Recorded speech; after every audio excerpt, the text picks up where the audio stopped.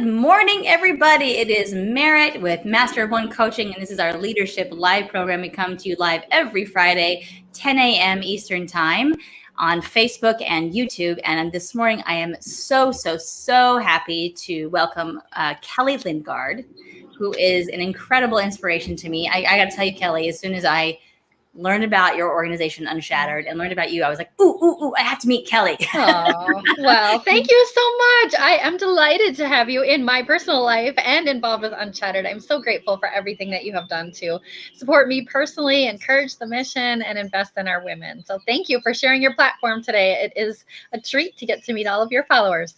Oh, it's so my pleasure. I actually I heard from you initially through Hudson Valley Women in Business with Lori, who I had on several months ago. And I heard you speak at one of the events there. I think gosh, over a year. Well, yeah, almost 2 years ago. Yeah. It was a while ago. And I was like, oh, she's just so inspiring. And like, you're doing the work that I hope that so many of the clients that I work with and that they want to do, that they're really putting your passion and your mission into the work that you do every day, and you're living that holistic leadership life. So just super thrilled to have you here today. Oh, thank you. Thank you so much. Well, I'm excited to share our story with you.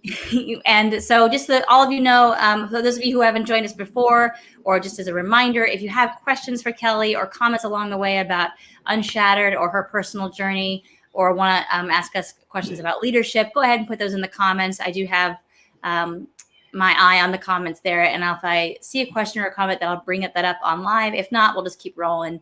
And you can also ask them on the replay, and we'll come back, or I'll come back and address them later.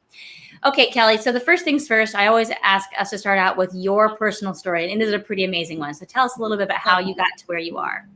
Yeah, absolutely. So my background is actually in physics and engineering, believe it or not. And so I worked for IBM in the tech world for 16 years in roles like high performance supercomputing and chip development, moved over, kind of went through the strategy and M&A side for a while, and then into software development. So when I left that world, I was director of IBM's database business, and just had a moment actually where I attended a women's event at my church. And I always like to say that I entered that room thinking that people that were struggling with addiction just needed to get their act together and be more responsible and stop sticking a needle in your arm and get a job. And that night, they had two women talk about their journey through addiction and recovery, and it blew my mind. There was a woman there who shared her story of having been 8 years old. From a broken home. Her mom was ill, and so at 8, she's taking care of herself, her mom, and her brother. And there was a 15-year-old neighbor boy who thought it would be funny to get an 8-year-old high. Fast forward 10 years, she's homeless IV drug addict that just started at that moment. And I thought, what? How can I hold somebody accountable when they started at 8 years old? They didn't know any better. There was, pain and chaos in their life. And I have just learned that the women on my team always say the drugs and alcohol weren't the problem. They were the solution to a much bigger problem. Bad solution, but it was just a way that they dealt with a lot of pain in their life that I had no idea people were experiencing. And yet, even when they go through recovery program, which there's incredible programs that we partner with all over the country, but at the end of even a 12-month residential program, that day 366 problem, most likely you don't have job skills. Often you didn't have the chance to get an education, but most importantly, you don't have a safe community to go back home to. And so that addiction relapse rate is really high, which leads to overdose, which leads to death. And that just seemed like a really bad way for us to let things go. And so if we could disrupt that with employment and training and community and purpose, turns out women can maintain sobriety for the long term. And in June, we're celebrating 5 years of providing full-time employment for women in recovery with 0 relapses on our team, which is amazing. That is just absolutely incredible. It's just amazing. So tell me a little bit about the moment that you decided that you were going to step into the role of making a difference in this community. Yeah, I never thought that I would leave my job. I loved my career, had great experiences in the tech world, was climbing that corporate ladder, and never dreamed that I would step away from that. But kind of had that intersection with Emily and just really understood the issues that were causing addiction. Like I said, so much pain. I have one of the women on my team right now who was a meth user, I think, for 30 years. And she told me recently that her mom and her grandma sold it, and she started using because every morning at breakfast, her grandma would put meth in her orange juice. And so when she was 10 years old, she just thought that's what you did. So she started putting meth in her orange juice at 10 a.m. So got involved with a local recovery program. I thought that I could teach these women to make handbags. I love handbags. I always joke that I go to the store to visit the new handbags every season, like some people go to the zoo to visit the animals. So I've always loved a good handbag. And my mom taught me to sew when I was growing up. And so I was like, I think I could teach a couple of these ladies to sew. The inspiration was that I had my grandfather's suede coat after he passed away. So it hung in a closet for a long, long time. Of course you can't wear it. It's too big. The seams are ripped out. But at one point I thought, I'm going to cut that up, take out the good pieces of suede and make a tote bag out of that. So that was kind of all those things converging. I thought, I could teach these ladies how to sew. I think we could sell these bags, make a little bit of money to help that recovery program at the time. But what happened was you had these women making something beautiful and somebody wanted to buy it, and they were learning problem solving and creativity and just really realizing that they had purpose and opportunity to do something beautiful in the world. And you just watched that shift something in the way that they viewed themselves. And so it evolved into what we are today, where along the way, we were just learning that even if you gave them just the job skills, but you didn't solve that issue of a safe community, you still ended up with a relapse program or problem, right? So you really had to step in and solve things like housing, transportation, purpose, economic stability, job skills. All of those things had to be wrapped together so you could get them away from the places where they were originally using and help them to create new pathways. But they're an incredibly talented community of women. I always say it's the most talented population I have ever worked with. I only just try and plow the road ahead of them and give them a chance to run hard at what they already want, which is to thrive and succeed and be contributing members of community. Yeah. I know I heard you talk before about like and I'm not sure if this is one person or if this is a story that you hear over and over again or see, but there's a woman that came in and was like, I can't sew. I don't know how to do this. What are you talking? And then all of a sudden they're like, Yep. And they had that moment like, oh, wait a minute. I learned it. I did it. And all of a sudden they're making something that's not just beautiful, but like, pretty high end and so special to the people who get it, right? Especially when you're doing the custom bags. Like it's just such an emotional connection that they're building. Yep. Yeah. Yeah, absolutely. That's all of them. Maybe one or two had ever threaded a needle before in their lives, but the majority of them have never put thread through a needle. And so learning on industrial machines and how to make these are not just handcrafty kind of bags.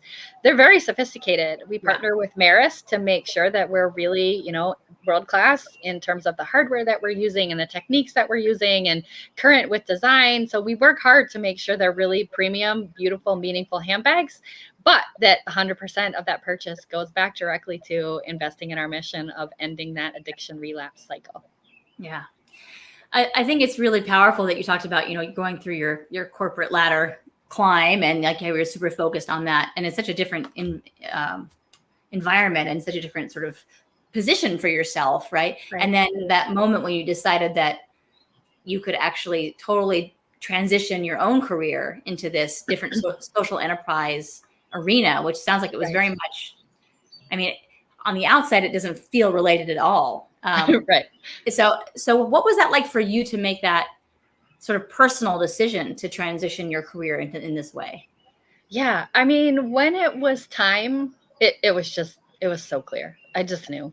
And so I just really felt called to go do this. I saw an opportunity to use my business skills and the training that I had gotten in corporate America to go solve a societal problem. And so a lot of the skills were transferable. I like to joke that there's a lot of engineering in designing handbags. Yeah. But in particular, it's just problem solving. Engineering is just problem solving. And so now I'm just engineering a business. Being an engineer makes me pretty good at recognizing patterns. And so even in the growth journey of the women, as we move them along through their personal professional development, I've been able to see the patterns in their lives and what's working and the language that I hear from them and how they think about the world, and to build sort of those fence posts along the way where we know that we can successfully move a woman for the point where she sits in that chair and cries because she doesn't believe that she can do this. And she sees everybody else in the room doing something amazing. And she says, this is not for me. I'm not capable. I want out. And yet we know that if she'll hang in there, we can get her to the same level of capability and success that the rest of the team has achieved.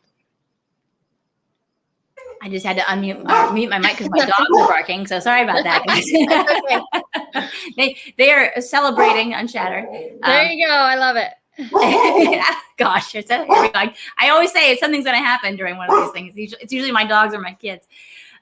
Okay, so let's see if we can get them to be quiet. Hey. Okay, so I want to talk a little bit more about this idea of the journey that a woman takes to you say engineering the problem. And it is, in some ways, it's kind of what I do as a coach is I look through like what are the lenses through which somebody is looking at the world and themselves, right? And then how do we help them change that lens, understand the patterns of thinking, right? The patterns of thinking that they are engaging in, and changing that pattern of thinking. And I kind of love that you just made a connection of like the patterns of engineering and the patterns of the bags and the patterns of thinking. Like that's a really cool sort of holistic way to look at it.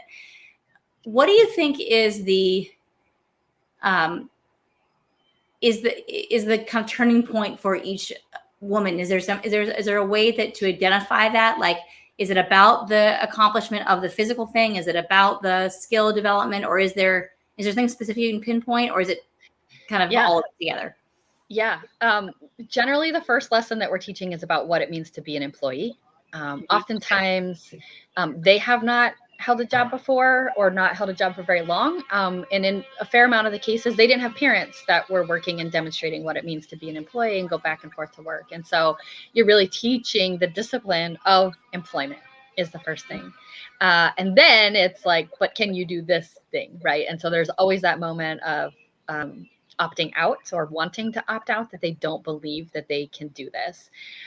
Because we're small, that means everybody basically is operating in one room right now. And so you have people that have doing this for years who are really high-end experts sitting next to people that are making their very first stitch. And so you have to teach them like eyes on your own paper. I don't expect you to do what they're doing because you just started. And so focus on what's being asked of you and don't be intimidated by what you see going around you. But we know that we can get you there. Mm-hmm. And so you sort of watch this emotional journey of not believing that they can do it, but being willing to try. And the way that we get them there is to make it very safe to fail. And so even as the leader of the organization, I try and be pretty public about the things that I fail at on a daily basis, which is a lot. But even I have to have that transparency of like, I did this and it did not go well. I had a meeting a couple weeks ago with somebody and I blew it. I had something else going on. I was very late. That person was very unhappy with me. And later that day, I showed up and told the team, like, I screwed up this engagement today. And okay, you pick up and you move on. And so that's part of that lesson. And once you sort of get them willing to take some risk, then they see that they can do it, right? So then you have this moment of like, okay, all right, maybe I can do this. And then the next tier is you bring somebody new in behind them and they're like, okay, I can do this. You can do it. Mm-hmm. So that confidence really just goes to another level when they start to translate it to somebody else and help somebody else believe what's possible. Like you see this huge acceleration for people when the next new person comes in. Then they have this journey where they're looking at other people on the team and they'll say, oh, I want to do that. I want to be in that role. I want to have that responsibility, which I love. And it's great because it's the first time you see a reach for something.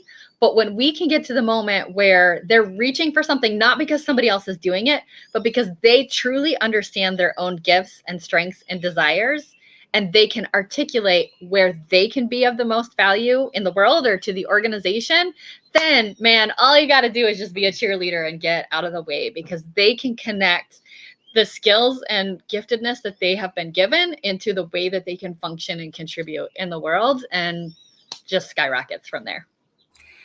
That I totally relate to what you're saying in terms of how I work with, people in my practice, and what you're doing essentially is putting in it's not just a training program, it's really a coaching program, from my point of view, because you're looking at the whole person. I hadn't thought about it that way. Yeah. I mean, right. And it's and in partnership with the principles of recovery, and in partnership with principles of business and employment.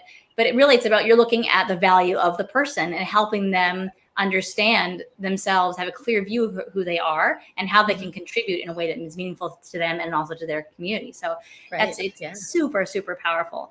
So, and you said something really great about leadership earlier. You said, as a leader, I have to be able to, make it safe to fail and show my failures and be really public about that and vulnerable, right?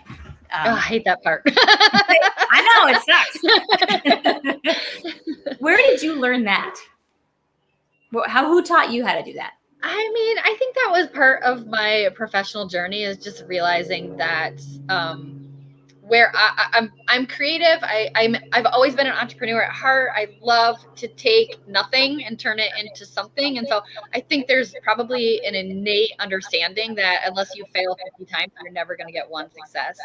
And I had a professional career and environment that just understood that we have to keep trying something. And as you do, all those bad ideas get you to the good idea. Mm-hmm. It's not that you had false starts. It's that having bad ideas or things not working out or failing at things actually moves you towards your next success. And so, just one simple principle that we had used at IBM often is not talking about things as a pilot program, because sort of once you call it a pilot, by definition, it either succeeded or failed. But to talk about it as an experiment, because the definition of an experiment is to keep tweaking and improving and refining and moving closer to what you're trying to achieve. So sometimes just that little bit of shift in vernacular makes a real difference. Yeah, that's funny. I just had a conversation this morning with a client about, rather than looking at a commitment, let's talk about it as an experiment. Yeah, see? Yeah. And because the brain wants to latch on to something, right? It wants to go like, oh, I have to do this thing. And for whatever reason, I can talk about the industrial complex of education and how we're sort of trained to either succeed or fail, right? A or F. Yeah. And especially those of us who are driven or either self-driven or driven by other outside influences to achieve, right? It's either A or F, right? Right. That's not, we don't count those. We only count A or F. So that's, I love that idea. The idea of experiment and being there's so much freedom in that word, experiment. Mm-hmm. Absolutely. Well, I'd like to pivot a little bit here and talk about the bags. All right, perfect. I think we both grabbed some show and tell right before we started. We did, yes. Yeah. So I'm going to tell a story about my bag, if that's okay. And then I'll let you do. Is that all right?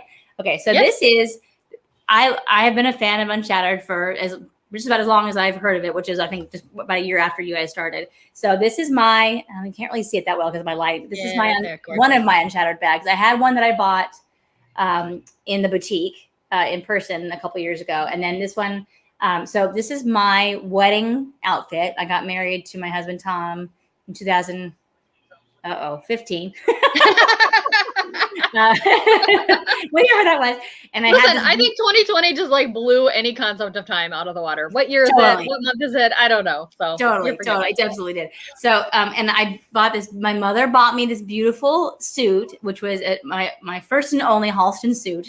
Went to Neiman's, which is not something that I normally do. Right. So it was a very special experience. Mm-hmm. And I absolutely loved this suit.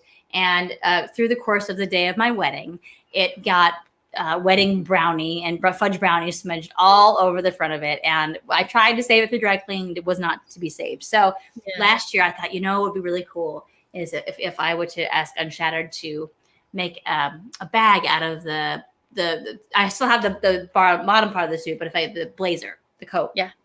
And so I got on the phone or the Zoom call with Lois, and this is during the pandemic. This all happened. And Lois walked me through the potential design opportunities and what it might look like. And do we have enough fabric and all of that? And I said, because I got kind of hung up on it being a Halston suit, could we incorporate that somehow? And then she showed me the different lining. So I'll just show you. She did this very sweet thing where she put the tag on the end. She's like, it's not a Halston bag, so we can't put it on the outside. Right. But just because of memento there. And then this beautiful, beautiful lining. It's got pockets inside. And then the Unshattered label on the outside. And then I'm going to turn it over to you to talk about the secrets of the bags. Yeah, absolutely. So I love that you have such a special memory from that suit. We always like to say that we can turn your memories into something beautiful because that wasn't doing you any good hanging in a closet.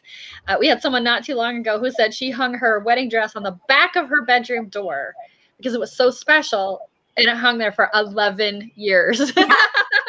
And she had a handbag made out of it and then gifts, I think, for family members. Yeah. So the secrets of the bag, all of the bags have 3 secrets. One of which is that we name it every bag in honor of somebody that we know of that's still struggling with addiction. So we collect names from organizations or from customers that know somebody that's still on the street struggling with addiction. We pray for those names as we receive them. They're assigned at the point at which we cut a kit from the fabric. And so all the way through our production line, everybody that touches that bag is praying for or thinking of that person as the bag is made. And then when our customers receive it, we let them know that they're carrying that in honor of somebody that we hope finds healing like the women on our team have. And it comes with a card that says the name of it. Yeah. Every bag on the inside, you can't get to this part, but there's a secret message inside the liner. If you want to see one, we just posted one on our Instagram just a few days ago. We're at Unshattered NY. So you can see Lois actually writing a secret message inside one of the bags. And so it's maybe her number of days of sobriety, a song lyric, a verse, something meaningful to the artist inside each and every bag. And then we also incorporate a metallic gold thread in our bags. And that is a nod to the Japanese art form of kintsugi. When a piece of pottery was broken, historically, they would use gold in the cracks to put it back together. It was so beautiful that it became a form of art. And that term means more beautiful for having been broken. So as a philosophy of our brand, we really celebrate the fact that we've all had brokenness and issues and hurts. And that's not shameful. It's the places where we believe God has put us back together and healed us and made us beautiful that we are able to serve other people because of those places where we were wounded, not in spite of them. Gets goosebumps every time. Yeah. So the gold thread is a little bit different in every bag, if I understand it. And mine is on the inside. And I also have this beautiful gold chain as well. Which we work through. So lovely. Okay. Did you have another bag? I did. I brought a couple show and tell. So we do use customer items, of course, for the custom bags.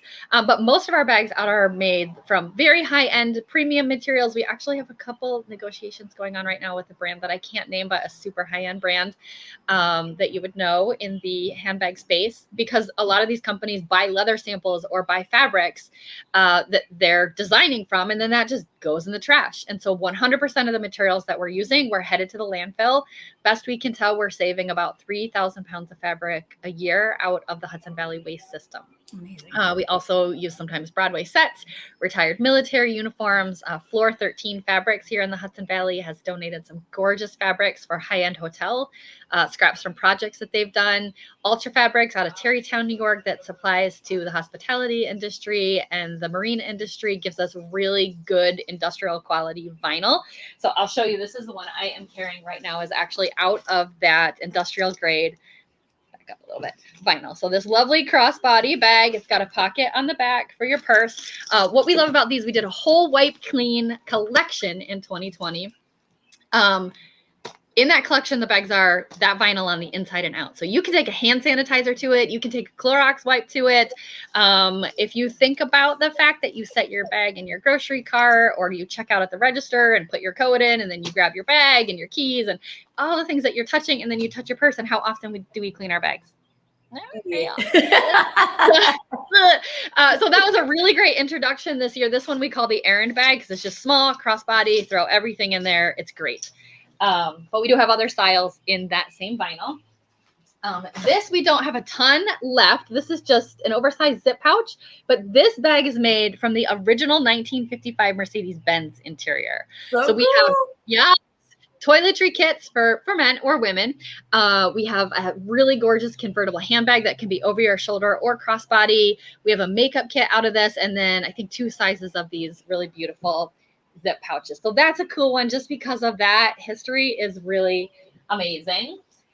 And then this is a good example of a retired U.S. military uniform.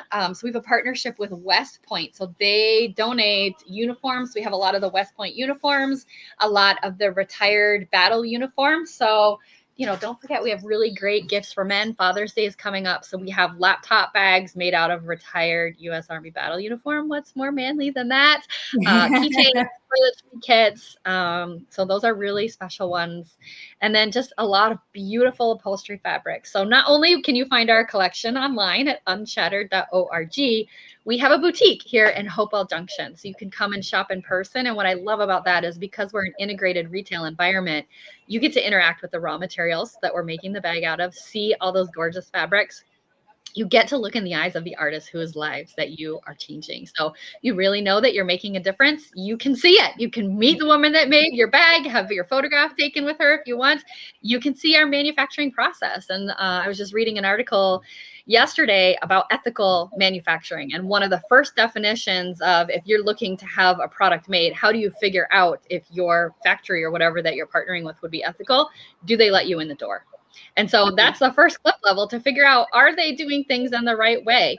And if they let you in the door, will they let you talk to the people working for them? Our doors are wide open. And that's part of what makes us so special, is you get to come in and truly see the impact that you're making and get to know the women behind the bag. So we love that. You can do made to order. So if you see a style that you like, but not the color that you love, you can work with Lois or one of our designers to pick colors, customize your bag, add a pocket, whatever. Or you can set up a custom consultation. We do those virtually, so you can just do it online. You mail us your materials. You'll meet with Amanda generally and design your bag virtually with her. We'll make it, or you can schedule a time to come into the boutique to do that. And one of the things that we find really special about that, especially as families do it as a group, often we'll have, a group of cousins or sisters or whatever come in with family heirlooms. And something really fascinating happens in those moments because stories come out. We had two sisters not too long ago come in, and their father was in the Navy and had passed away in a boating accident when they were, I think, like 5 and 7. And so they had one of his Navy uniforms and they brought it in. And they, I think, were maybe late 50s at this point in their life.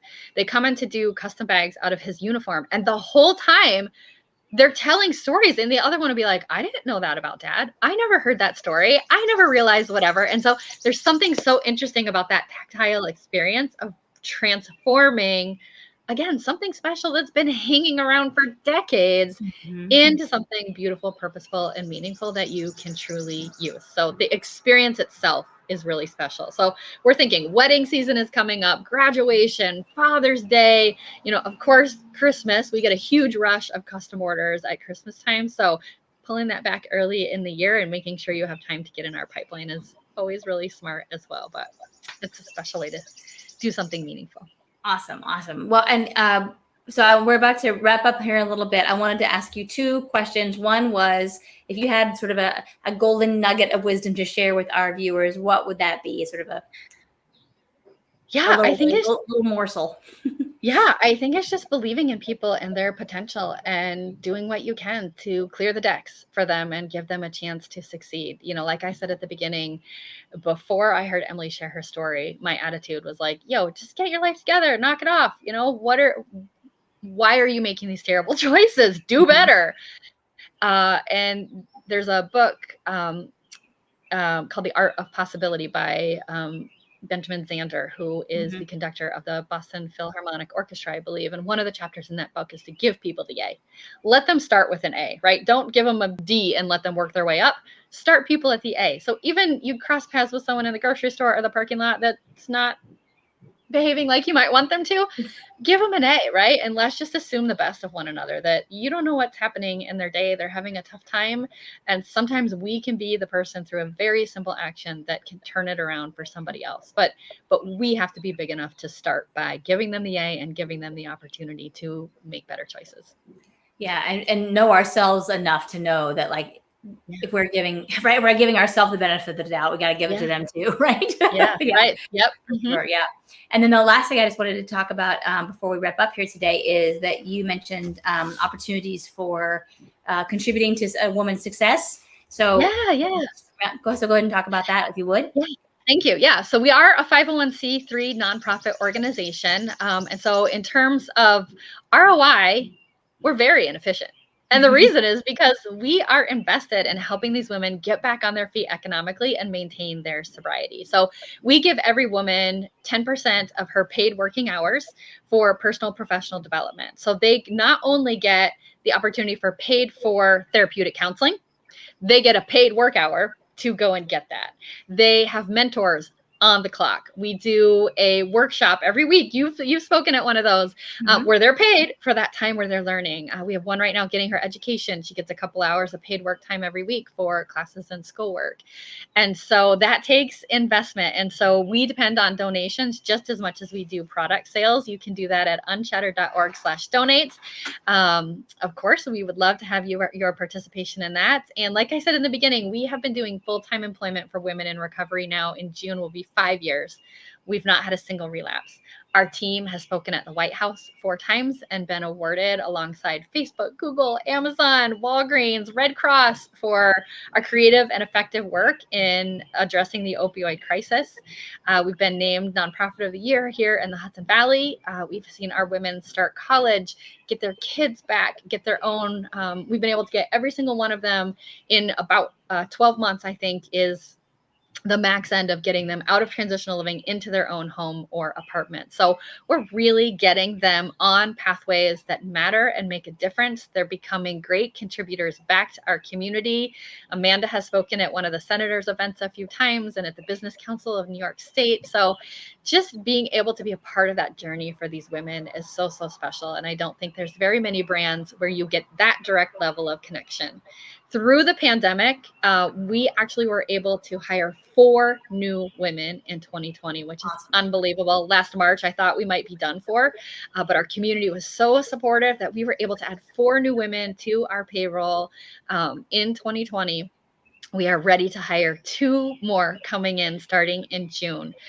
They start with a 10-week training program, and it costs us about $4,500 a piece to get a woman through that 10-week training on-ramp. But like I said, we have a track record that we know that if we can give her this opportunity, she can truly thrive. And not only is it going to turn her life around, it's going to turn her kids' life around, and she is going to become a contributing, meaningful, delightful member of this community. And I don't think there's a better opportunity to invest in than helping a woman thrive and become a cycle breaker too, right? Yes. Yeah. So the generational impact that she will have, for, like you say, her kids and generations to come is like, it's an incredibly powerful journey that she is electing to go on. Right. And imagine, because I think so many people will relate to what your story, like, well, why can't they just get it together? Why are they making those choices? And it's like, because once you understand the context that somebody is living in, and their point of view, their lens through which they're viewing themselves and their lives, to help them to, that's a generational lens, right? There is something that was presented to them in various ways, whether it's community or parenting or whatever it is. And that's not to blame anybody. It's just that's how these things work. So the courage and the strength and the stick-to-itiveness and the, that little bit of faith that they have to just kind of plunge themselves into to believe enough, maybe not all the way, but enough that they can actually make a difference in their own lives. The impact that has on generations and their community around them is just super, super powerful. And so thank you for the work that you're doing, Kelly, to help them along their way, more than help, to really facilitate their growth and that impact, and for providing these beautiful handbags along the way. Yeah, absolutely. Well, I'm not doing it alone. We call our supporters ambassadors of possibility. And that's exactly what you are, Merritt. That is exactly what our customers, our donors, our shoppers, you guys are ambassadors of possibility who make this happen. You're just investing in the opportunity for the women to make the right choice. And that's exactly what they want to do. So thank you for being an ambassador of possibility on the behalf of our team. We're grateful. Well, it's entirely my privilege. And I would highly recommend, if anybody can make a personal connection to one of the women that work there, or the team. I mean, it's a very humbling relationship to be in, because I realize like just how much strength is in that team, and it's really mind-blowing. So we try and do a lot of highlights of the stories on our social media, so I would love for your community to follow us at Unshattered NY on Instagram and Facebook. We would really love that, and LinkedIn as well. Yes, please. All right, well, thank you so much, Kelly, for being here today. Really appreciate it. Thank you for sharing your story and the stories of the women that you work with, and please go ahead, everybody, and follow them on social media and order a bag or a custom bag, turn something that you are hanging on the back of your door into something beautiful that you can use and or gift to somebody else. Any final thoughts you want to share? No, I'm just so grateful. We're not doing this alone. We are all interwoven together, like we said, talking about that brokenness, right? We all have that. And so I know that when women come together, we heal that in one another, we encourage one another, and we make a difference. It's not that one of us is on either side of that problem. It's that we become one together to help each other succeed. So thank you. Yeah.